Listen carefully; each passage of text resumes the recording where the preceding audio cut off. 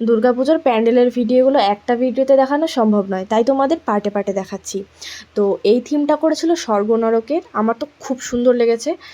প্রথমেই দেখাচ্ছিল নরক, তো তোমরা দেখো।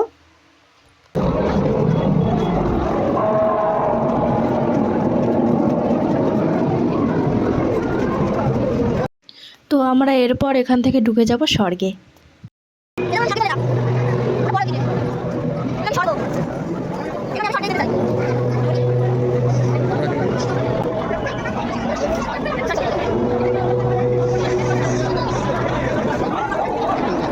তো নরক থেকে স্বর্গে গিয়ে দারুণ অনুভূতি হচ্ছিল, খুব সুন্দর ঠান্ডা শান্তি অনুভব করছিলাম। তারপর ফের আবার নরকেই যেতে হলো, কারণ এরপরে আবার নরক ছিল।